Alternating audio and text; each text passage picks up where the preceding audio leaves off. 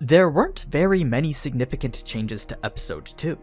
If anything, this was one of the better adapted episodes from the season so far. So naturally, this video will be a bit shorter than others since it'll mainly cover dialogue cuts and minor character development. In any case, let's do as we usually do and take a look at what the anime left out from the novels. Let's begin. Episode 2, Monster, covering chapters 2 to 3 of Volume 9 of the light novel. Just as how the episode began, we start things off by getting our first look at the main antagonist, Dixie. Unlike in the anime though, there was actually some basis behind sending out his crew to go and look for Wiene. The fact that no adventurer had yet claimed the kill for themselves was reason enough to believe that she was still out there. You see, news of that sort of thing tended to travel fairly quickly. So had Wiene been killed by another adventurer, then that was something that they definitely would have heard about. Of course, there was always the possibility that she was captured by those with a monster fetish, in which case her being taken captive in secrecy wasn't all that unrealistic. That's why he wanted to find out who was around at the time of her disappearance. When we switch over to the morning at the Hestia mansion, Hephaestus, Miak, and Takema Kazuchi were all currently visiting to see Wiene with their own eyes, each following up after with their own bit of insight. The general consensus was to go and ask the guild. If anywhere in Arario was to have more information, then that was the only place that anyone could think of. But trusting the guild was easier said than done. It was more than likely that they already knew the circumstances of the situation. So the issue was figuring out why they were trying to hide it. That was something Hephaestus volunteered to look into. Once they decided to search for answers in the dungeon, Bell never actually intended to ask the youth for help.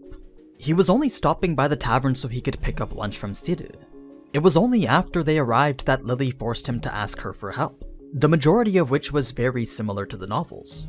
The only thing that wasn't shown was the fact that Ryu and Aisha didn't grab any of their usual items. Instead, they went and bought a completely new set of gear just so that they could save a bit of time. Aisha's purchase of a greatsword much bigger than what she typically uses drew quite a bit of attention from both Wealth and Lily. It spurred Lily to ask a couple of questions regarding her level and familia. As it turns out, after the Ishtar familia's destruction, Aisha had gone through the conversion process and switched familias. But she refused to say what familia she converted to. Instead, she mentioned how in the month that's passed since her fight with Bell, she was able to go up to level 4, which was very evident by her improved skills in battle. As for Liu, she made sure not to wear an outfit similar to what she wore in the war games, mostly because she didn't want to attract any unnecessary attention. She also didn't buy any new weapons like how Aisha did. Instead, she used a pair of short swords that she always carried with her. Now, when it got to the point where Bell had to fight, he was actually going up against the rabbit monsters known as Al Mirage, and the reason he hesitated was because he saw the reflection of himself in their eyes. Although it may not have been clear before, it was now very apparent that the time Bell was spending with Wiene was directly influencing him. As he thought about it some more, he realized that he hadn't attacked a single monster the entire time. He'd just been letting everyone else deal with them instead. His thoughts were clouded by the possibility of encountering another monster like Wiene, so he'd been subconsciously avoiding any monsters that they came across. Although he knew it was a very dangerous mindset to have, he simply couldn't seem to shake it from his head. In any case, the descent to the 18th floor only ended up taking 3 hours. The reason why Aisha and Liu didn't pry into Bell's business after was mainly because their quest didn't involve it. It was basic adventurer etiquette to only be responsible for their mission and nothing else. So in this case, their mission was to escort Bell to the 18th floor. Anything after that wasn't their concern. So as Bell and Wealth traversed through the unknown territory of the 19th floor, both were very much on edge with their surroundings. Not only were they underleveled and undermanned for the floor they were on, but the monsters of this floor were also capable of inflicting status effects. So getting into any sort of prolonged battle would have resulted in a very dire situation, which is why they actively avoided any sort of conflict. That said, Wealth did have one of his magic swords just in case they happened to get overwhelmed. There was a moment where they got swarmed by these dragonfly-looking monsters, but Bell was able to take care of them pretty easily after casting aside his own problems. When they eventually came across Ray disguised as a hooded adventurer, Ray initially assumed Bell and Wealth to be the same adventurers that were capturing her kin. It was as she accused them of such that a very intense bloodlust could be felt coming from her. Her voice no longer sounded human. and her urge to kill gave off a sinister aura that Belle had never experienced before.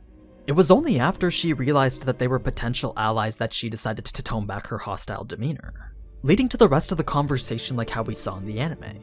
What the anime didn't show after though was how this chance encounter had deeply shocked both Belle and Wealth.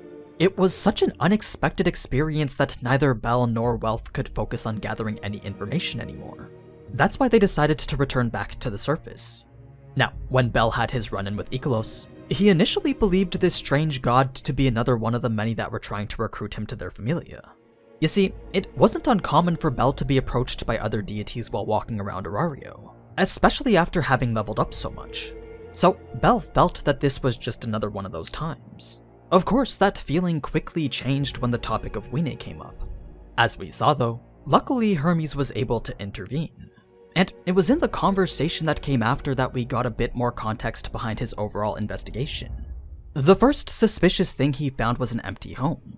There wasn't anything or anyone to be found at the place where Ikelos' familia was supposed to live. Ikelos made up the excuse that he had moved out, but normally that was something that you needed to tell the guild before doing. The second suspicious thing was a direct statement from an Illyrian noble. When Hermes sent his familia to investigate the smuggling ring outside of Arario, some of the Illyrian royalty was able to confirm the Ikelos familia's involvement. But that didn't really seem to matter, since Ikelos wasn't even trying to deny it. If anything, this was just intended to show how Hermes was able to track him down. Moving on to Wiene's game of hide and seek, her initial hiding spot was actually behind some flowers. This was because the only rule she had was to not leave the inner garden. But as she sat idly waiting for Haruhime to find her, thoughts of Belle slowly crept into her mind. She couldn't help but wonder when he was going to come home.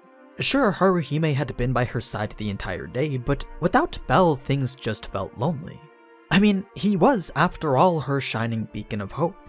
So her loneliness quickly turned to anxiety as she desired to be with Belle much like how a young child wanted to be with their parents. That's when she looked up and spotted Belle's room on the 3rd floor of the manor. At first, she was hesitant to break the rules and leave the garden. But Wiene really wanted to be closer to Belle, so she honed in on his scent and followed its tracks all the way up to his room.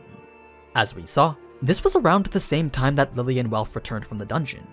Because Wiene was supposed to be in the gardens, no one expected her to be in the room across from them when they were discussing what they found. When it came to the topic of letting Wiene go, Lily actually brought up some very valid points that weren't shown in the anime. For starters, it didn't help that the Hermes familia was hired to investigate something that they were now deeply involved in. That meant it was only a matter of time before everything would be revealed to the public. Once that time came, Lily knew it would be impossible to convince a city full of adventurers that they'd managed to coexist with a monster. Even convincing them that they'd tamed one would be difficult since there wasn't a single monster tamer in their familia. To make things worse, Wiene's attractive appearance would only make others think that something else was taking place, making this the 3rd instance of the topic of monster fetishists, a topic that seems to have been avoided in the anime in order to tone things down a bit. In any case, the main essence of what Lily was saying remained the same. Any familia who found out about Wiene's existence would most likely use that opportunity to destroy the reputation of the Hestia familia. Although everyone knew what Lily was saying was correct, Hestia felt that it was a little bit too early to be thinking that way, bringing us to the moment when they hear Wiene leave.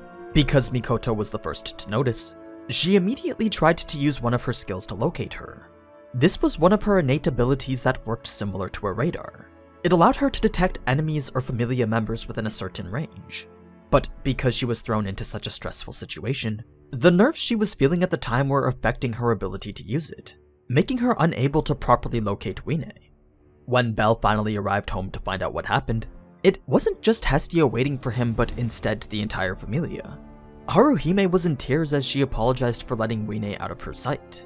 Mikoto was saying how she was unable to track her with her skill, and Lily could be seen behind everyone else clenching her fists out of frustration. It was immediately after hearing what happened that Belle took Mikoto to go and search the city. Everyone else, including Hestia, went their separate ways in order to cover more ground. Switching back to Wiene, there was a single reason behind why she decided to help this child. The only thing she could think of when she saw what was about to happen was the pain that it would cause. She knew the child would end up hurt if she didn't do anything, and this reminded her of how much she cried whenever she got hurt. It was as she saw this child's expression of fear that Wiene remembered the time when her life was in danger. This made her body move as if on its own. She reacted so quickly that it almost looked as if she'd teleported. But that instinct to react was also what triggered the growth in her body. It set off a chain reaction that caused her body to evolve. Now, although we only saw the reactions of adventurers and regular citizens, there were also quite a few deities that got to witness the spectacle as well. Many climbed onto the rooftops to get a better view of what was happening. Some cowered in fear for their safety, but most considered it to be a fascinating show. To them, this was just a miniature version of the eternal struggle between men and monsters. Thanks to the escalating commotion, Bell managed to overhear someone scream out the location of a monster. So he immediately ran faster than he'd ever run before, following the increasing sounds of panic before eventually reaching the crowd. A scene that was pretty much the same up until they got to the basement. It was here that we got a better understanding of the futility of the situation. Everyone now knew that it was practically impossible to broker peace between man and monster. Their attributes simply inspired too much fear.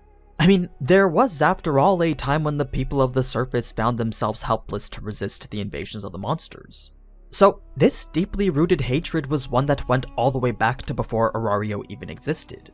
It was a fear passed on from the ancient times. One that was so ingrained into the people of the world that to attempt to dispel such a thing was a very naive idea to begin with. That's why Bell couldn't say that everything was going to be okay. No matter how much he wanted to, he knew now that it was impossible to think that Wiene could be with them, and because of that he wasn't going to lie to her, bringing us to the end of episode 2. So clearly there wasn't very much left out from this episode. Unfortunately, I can't say the same for episode 3 though.